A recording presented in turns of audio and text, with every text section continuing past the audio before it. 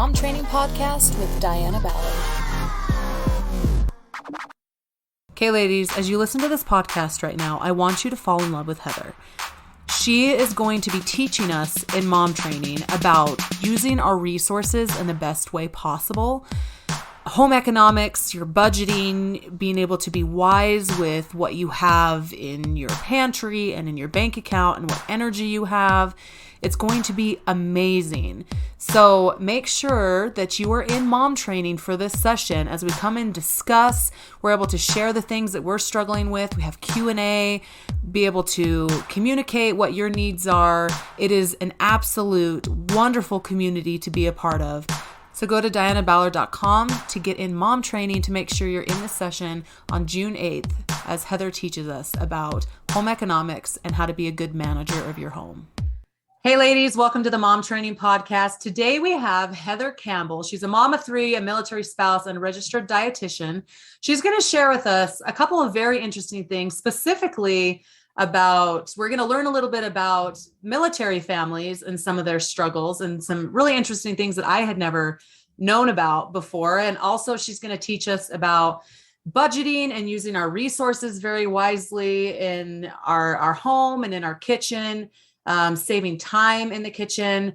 And so we're just really excited to learn from her today. So Heather, welcome to the podcast today. Thank you so much. I'm so glad to be here. And I love getting an opportunity to talk with new people and to share my story, but also the story of other military families. So thank you for inviting me.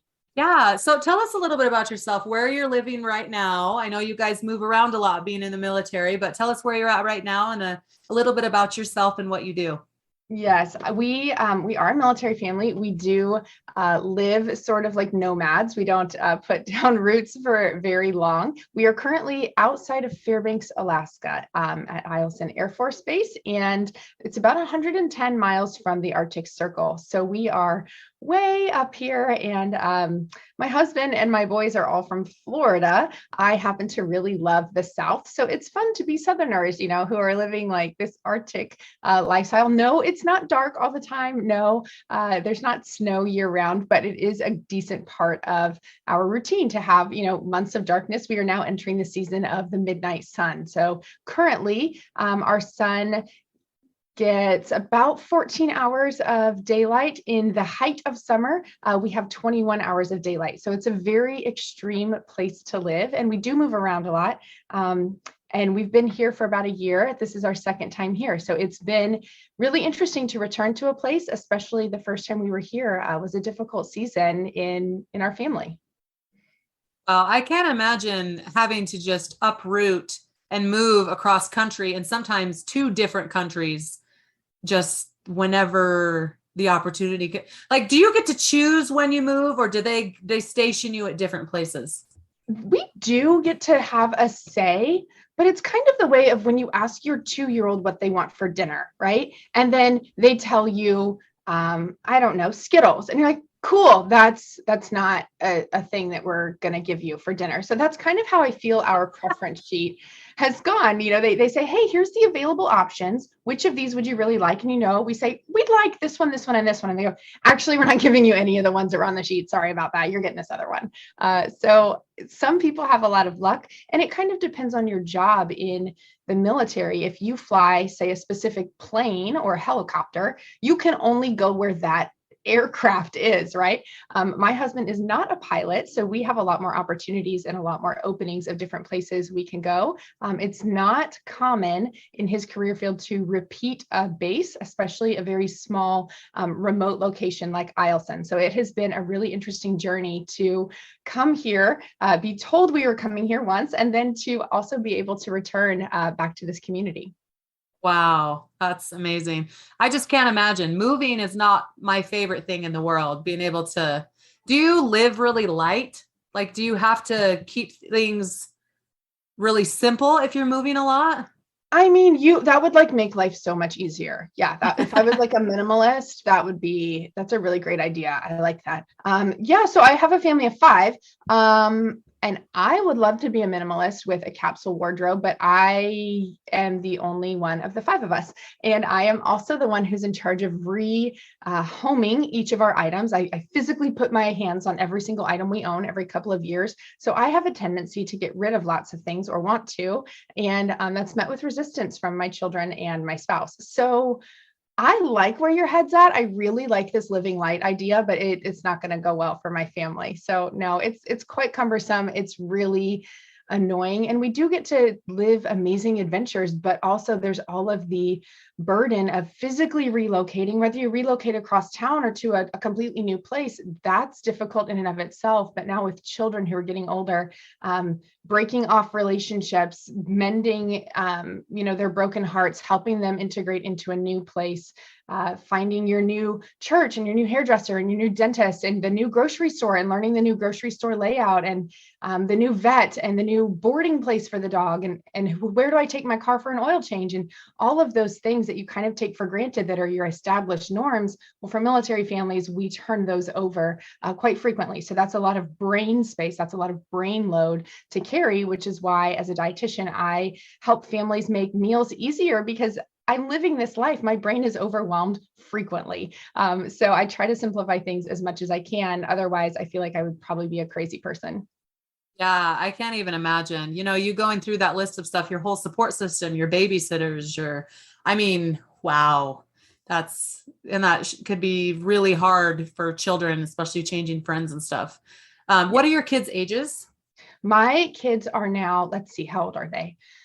My sons are 8 and 9, and then my daughter will be 6 in the fall. So 5, 8, and Wow. 9, and really, really fun. And the first time we lived here in Alaska, when we first moved here, my boys were 1 and 2. And by the time we left, I had 3 under 4. My oldest turned 5 just before we moved. So I was in this darkness, this remote location. It's very expensive. Our base is quite isolated. And then I had these 3 babies who I had to physically gear up. If any of you have had multiple young children, getting them in and out of their car seats is such a chore. Well, here you have to do it at -40 where you could die. And you can't have a winter coat on in your car seat, right? So you're dealing with these fussy kids who are, arching their back and not getting in the car seat. And you're, shoving them down with your forearm, like, get in the seat, and you're freezing and shivering and trying to get them in, and they're crying because they're cold. And you're like, just be still and I can cover you up with your coat. So that's a whole part of life here. It's an adventure. Mm-hmm.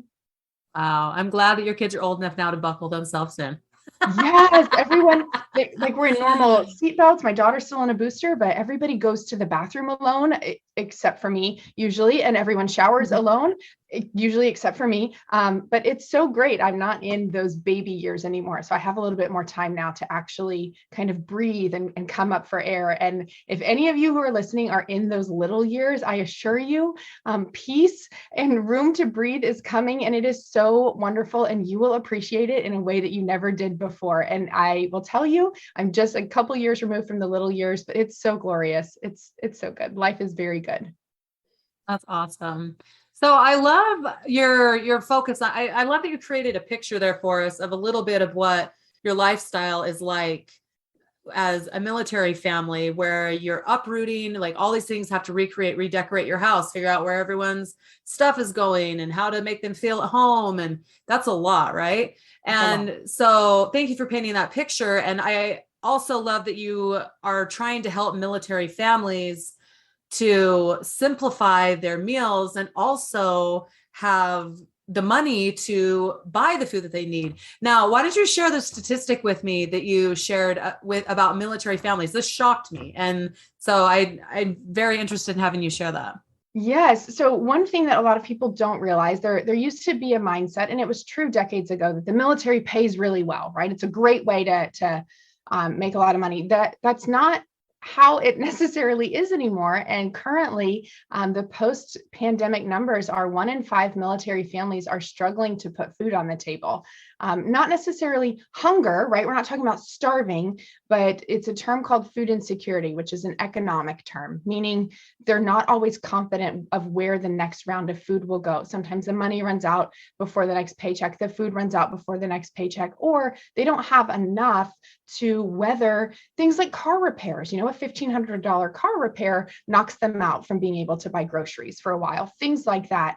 And one of the things that contributes a lot with this nomadic lifestyle is that military spouses suffer from underemployment and unemployment at 10 times the national average. The national numbers hover around 4%.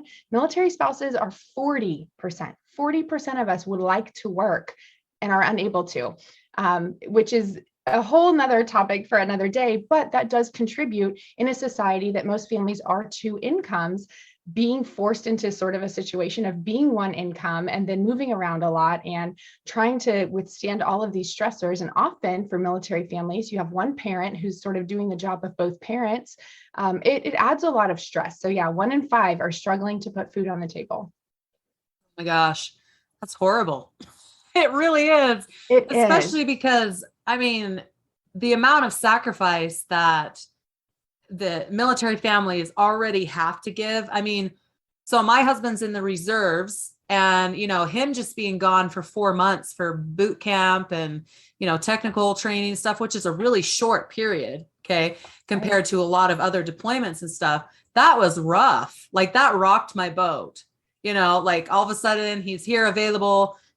He's gone. Like, I mean, the sacrifice of these families is huge already. And then the fact that they don't even have enough money to get ahead, or sometimes, have that food insecurity of where's my next meal coming from. And it sounds like there's a lot of financial insecurity of, if there's the car that breaks down, or, like just any other types of things that come up, like, wow, like, my heart is going out to them. Exactly. And there's so many different factors. It is, related to military pay, which is set by Congress. So, that phrase of, oh, well, it'll take an act of Congress to change this. No, literally, it will take an act of Congress to change the way that military pay is done. But also WIC eligibility changes by state. That's governed by the state. So in some states, they use what's called a housing allowance. Military pay, you have your pay that stays constant. Then they change your housing allowance based on your zip code. And I recently wrote a piece on how it's calculated, but basically it's not meant to cover all of your housing expenses.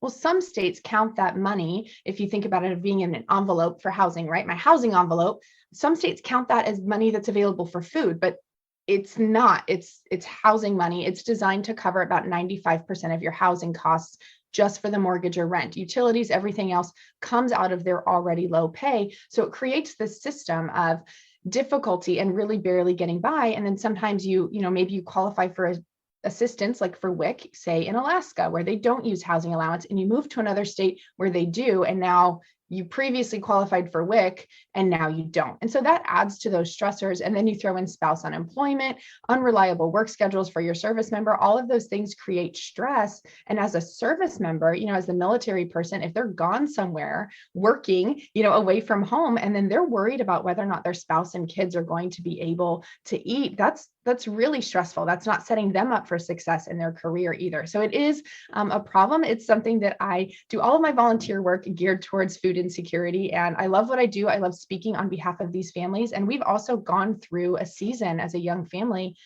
of economic insecurity when I moved to a remote location, and we had student loans to pay off. And all of a sudden I had 2 young children, was not able to work in my current location. And we were struggling. I remember at one point, this was like the lowest point, I went to a spouse auction, and people brought things and auctioned them off, and it was a fundraiser. It was really fun. And I bought like a group yoga class for like 4 people, right? And my girlfriends went in with me, and I was just the one who swiped the card that day, who wrote the check, right? And I wasn't worried about getting the $25 from these 3 other women. And fast forward to that weekend, I needed to get groceries, and I had $27 in my checking account. I was almost 30. I had an undergraduate degree and a graduate degree. My husband had a bachelor's degree. We were in the military. And I still was like, oh my gosh, how do I buy groceries for my family of 4 with $27 unless I want to use my credit card? And so I texted my girlfriends, hey, can you guys send over that money from the thing last week? And they sent it over. I didn't tell them it's because I needed to buy food for my family. But that's that's something we experience as college educated, late 20s military members. And so this is something that's happening in 20% of military families. And when you're in it, when you're in that season, it's really overwhelming to even think of what you need next, let alone to advocate or to speak up on bigger stages. And so again, now that I'm sort of removed from that, we've grown out of that season of littles. Things have stabilized with being a one income family. And now I get the opportunity to turn around and help the people coming behind me and advocate for them, be a voice for them, and lend them a helping hand. So I love what I do, and I could talk about it all day. Oh, dude, bless you, man. Thank you for standing up and advocating for people that don't have a voice right now, that are struggling.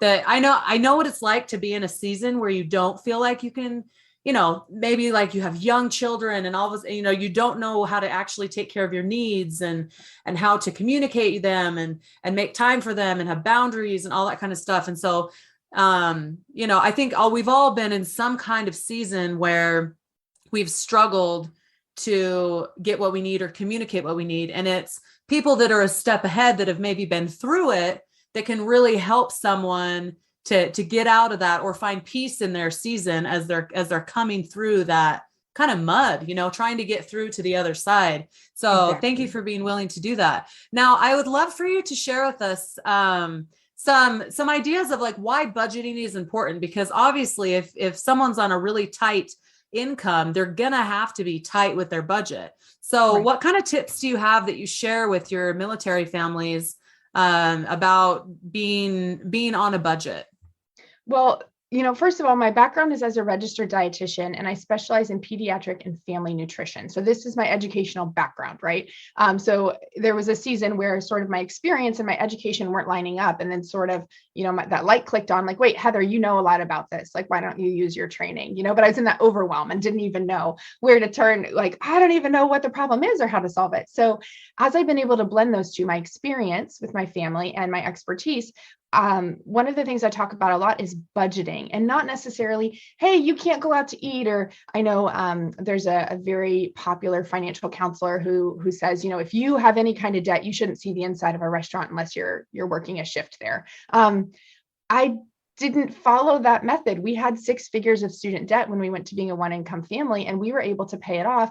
But we also still went to Disney World, right? So there's this balance of what you want your life to look like and the experiences you want for your family and what you need to make happen. So some of the things I share with my clients and the families that I work with is, if you don't know where to start with budgeting, particularly in your kitchen or with your groceries, right? If you feel like every grocery trip is hundreds of dollars, you're buying the spring mix and throwing it away 2 weeks later, you feel like there's never anything in the house, but you have so much food, you don't even know what's in the back of the pantry. One of the first things to do is just to take an inventory, an assessment, look at all different aspects of your life to kind of see where you are, right? I tell families I act as the GPS, and we have to know where you are and where you're going. And I can help you map out that path. But before we can get you to your destination, to your goal, we got to know where you're starting, right? So it's important to take a look around and see, what am I spending my money on? What is my routine for my groceries? How am I planning dinners? Am I waiting until 5 p.m. when I'm completely mentally overwhelmed to now decide to assess the pantry and everybody's attitudes? Like, no wonder we're getting Chick-fil-A every week, right? So you have to know kind of what's working and what's not working in your finances, in your groceries, in your routines, in all different aspects, so that you know what parts of it you want to change, which is why budgeting is so important. You have to know kind of what you're already doing. You can do that through Excel. You can enter stuff in, you can do a paper planner method. There's apps that you can get that will literally go into your bank accounts or your credit card statements and track it for you and put it in a beautiful pie chart. And you just sign up and you do all your logins, and then it tracks everything and says, hey, Heather Campbell, did you know that you bought a $7 coffee this many times? And it does the work for you. So those things usually have a small fee with them, but they are so helpful and just simplifying. So you can just see, okay, I want to be better about budgeting for my groceries. Where am I missing the mark? And so that's always the first place to start, is look at what you're doing and what's not working. And then from there, decide what parts of it you want to change. Oh, I'll tell you, I go through my finances a lot, where I go through like all of my statements and stuff. If you want a spanking, if you want to know exactly where you need to tighten up, just go through your statements, because like you said, like, oh yeah, like a $7 coffee, like, multiple times. Like me and my kids, we over the summer went and got, these sparkling waters that were $1 each. Well, with Love tax those. and everything, I know they're the best. My kids love them. I'm with you on this one. Yeah. But we would get these sparkling waters like maybe once a week for sure, sometimes twice a week in the summer. And it was like, oh, it's no big deal. It costs us about $5. We'll be good. But then, like, you add that up over time and you're like, oh, like, maybe we should just stick with once a week, or like, every other, just it really brings awareness to you to be able to know what you're spending your money on. And if you're ever struggling with money, being able to look at, oh, this is where all my money is going, it definitely motivates you to, save once and then maybe another time, and then say no another time, It's true. And you want to, when you're looking at those things, decide, okay, am I investing in the things that align with my family's values? Right? Is it important to me that my kids and I go to, we ride our bikes to the, we're on a small isolated base, ride our bikes to the gas station and we get sparkling waters. At that point, am I worried about the $5, maybe 3 times a week, right? I'm spending $20 a week on sparkling waters, but we're spending $20 a week riding our bikes as a family, drinking our sparkling waters on a hot day, enjoying, and we're having this conversation and we're relaxing. So then at that point, is this something I want to continue to invest in, even though it's only, $15 a week? Is this an investment of my resources including time and emotions and energy, right? Is this something that I like investing my resources in? Cool. I'm cool with getting sparkling waters with the kids during the summer. Yeah, we're going to leave that one. Now, the late night pint of ice cream that I've bought 3 nights this week, that also adds up to $20, and I'm only enjoying it myself. That might be one that I need to look at if I want to continue that habit. But all of that, when you're looking at that assessment of how to, sort of budget, you have to include not just your money, but your time, your energy, your resources. And that's why I always share with families, okay, here's time savers too. Like, we don't just need budget savers. I'm a busy mom. We've got 2 working parents and 3 school age kids. Like, I need some time savers so that I can better invest my time as a resource in the things that I want to spend it on, and not on the things that don't bring me joy. No, and I think you hit a really good point there. And I'm actually going to think about our sparkling water thing, because it's usually after we've done some like really fun adventure outside.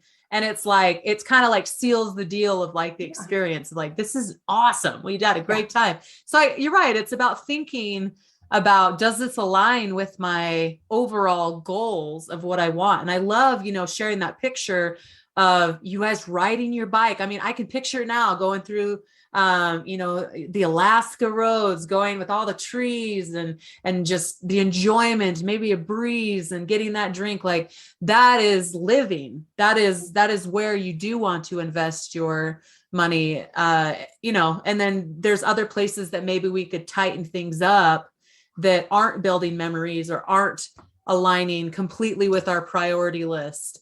Right. So that was a beautiful tip there.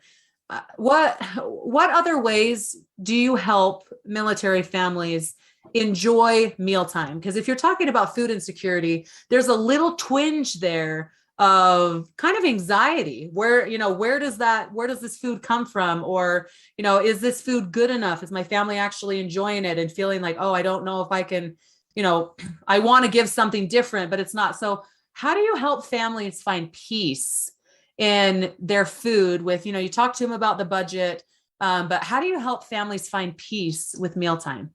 I think the most important thing is, again, deciding what's not working for us and what will work. Maybe we're all on our electronics around the TV, eating on the couch, right? And I don't want that. Maybe I want us to be eating at the table. Okay, cool. Let's make small changes. We're going to eat at the table for 10 minutes and then shift to the couch. Or we're going to not have electronics and we can still eat on the couch, but we're going to pause electronics and TV for 10 minutes while we eat, right? So making those small changes between where you are now and what you want to see for your family's ideal time, but ultimately helping families create that idea of what they want it to look like. When I think back as a kid, from a certain age onward, I did so many extracurricular activities that I don't remember family meals, but I remember when I was a young kid, every night was mealtime and coming back to that table. And there was a lot of things that my parents did that I don't want to repeat. I think we all have those things, and there's a lot of things that my parents did that I'm like, wow, yeah, I like that. That's a goal I want to have. And so with that, finding where you are and where you want to be. And if what works for you is things like ramen noodles, great. Let's dress it up. Let's put in a hard-boiled egg and some mixed veggies and maybe some soy sauce. And now we've got like a whole ramen bowl thing, right? You go to fancy restaurants and you can get noodles and they're dressed up with vegetables and protein. Okay, well, if that works for your family, let's dress it up. If your family really likes, I was talking to someone just this week about the boxed pasta salads. I think the brand is Suddenly Salad.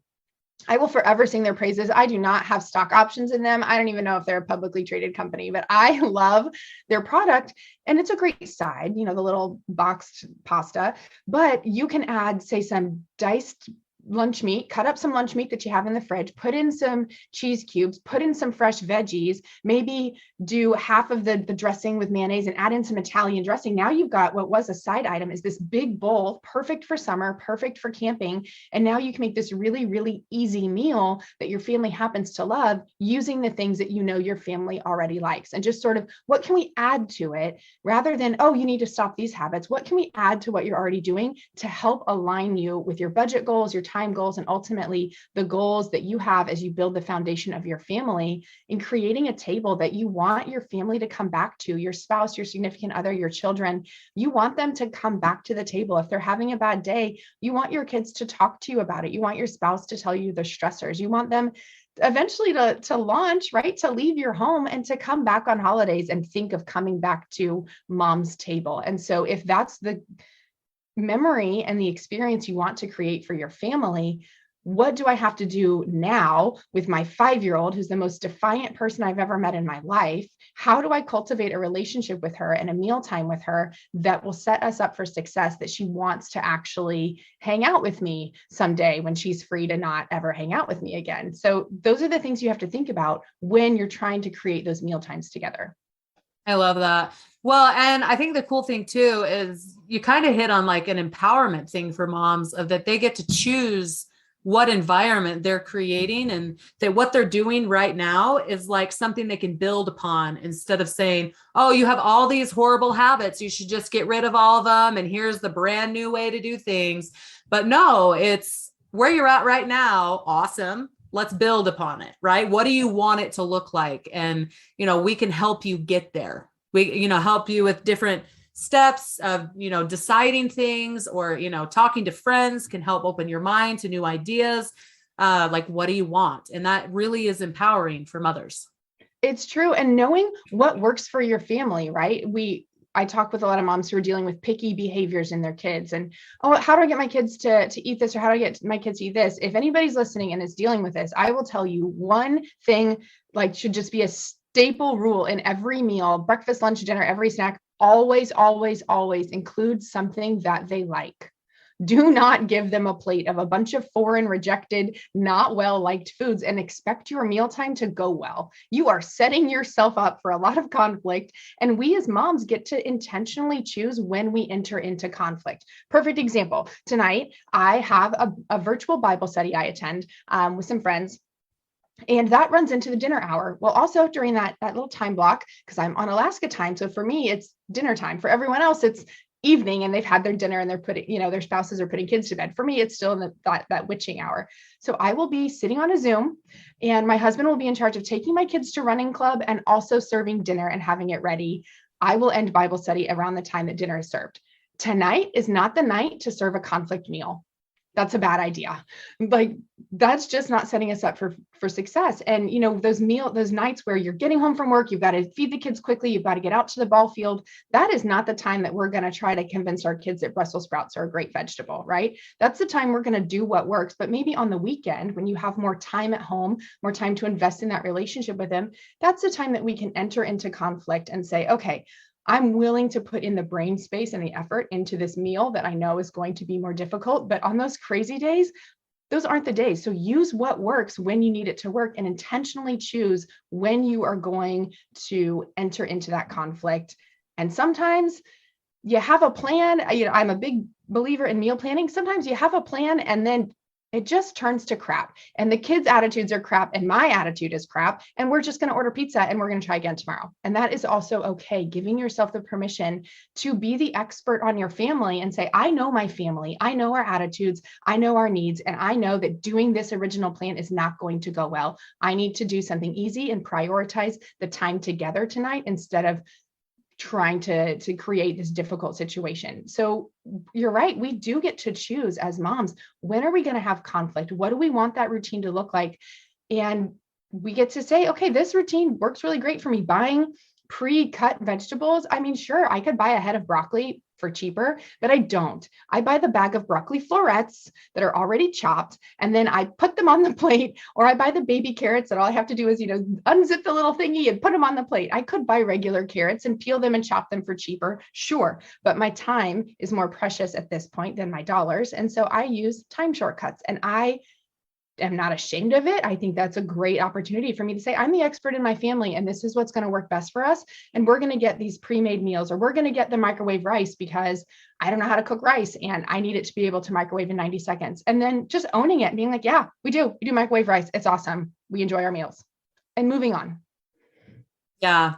Well, I'm going to put a plug in here for mom training, is where we have people come in. It's like we have Q&As and different things like that. It's a live session for people. And one of the biggest benefits of mom training is that we all get to come together and we get to share ideas that is working for us for that specific topic. And I'll tell you, every single time, each person that I've talked to and myself, we've walked away with a piece of something that's going to help our lives be better in that area. And it may not be something anyone even heard in the rest of the thing, but like, oh, hey, that just triggered an idea. I'm totally going to do that. I'm going to implement that.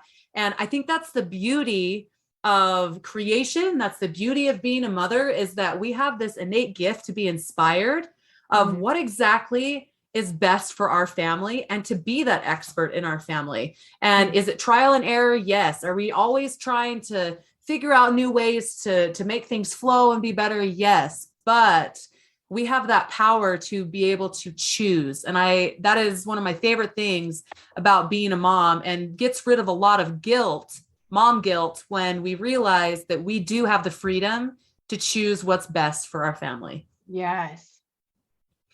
Yeah. So I love what you've shared today. We could continue to go on for a long time. I can tell. I might want to bring you on again to talk about more military family stuff, because that is technically almost as you're living internationally over and over and over again and moving all over the place. It's a very different lifestyle that we'd love to learn more about here on the Mom Training Podcast.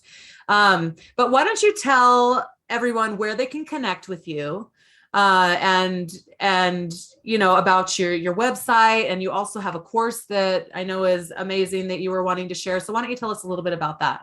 I do. Yes, you can find me on Instagram or on Facebook at Glory Nutrition. So just type in Glory Nutrition. I think that it's a picture of my face, which is weird. As a mom, we take pictures of everyone else. So it's weird that I see my face on stuff. But you'll see a picture of my face there, Glory Nutrition on Instagram and Facebook. You can find me at my website, glory-nutrition.com. So just a little dash between those words. And I do on there on the website, or you can get to it through the social handles. I do have an online course. It's Smarter, Not Harder Meals. And the entire thing is designed around helping moms work smarter, not harder, with their finances, with their time, doing all of the things that they need to do to get their kids to freaking eat. And so they can use their brain space on more important things in their life. So I help them simplify those meals, work smarter, not harder, and help them cultivate a life that they want to continue having, and move them towards their goals with their families. So I love that. That is an 8-week-ish course. Some people get through it much faster and go through it quickly, but all of the trainings in that are between 5 and 10 minutes long. So they're designed to be in those little snippets of the time that I actually get to go to the bathroom by myself, or the time that I'm waiting in a doctor's office or sitting in the carpool line. Because I find a lot of the time, I don't always have 45 minutes to stream an entire podcast, and I pause it and I lose my place. And so these are designed to be 5 or 10 minutes. If you think of a PowerPoint presentation, it's almost like one bullet point per training session to help keep it easy and keep it accessible to my clients, which are busy moms like myself. Oh, that's great.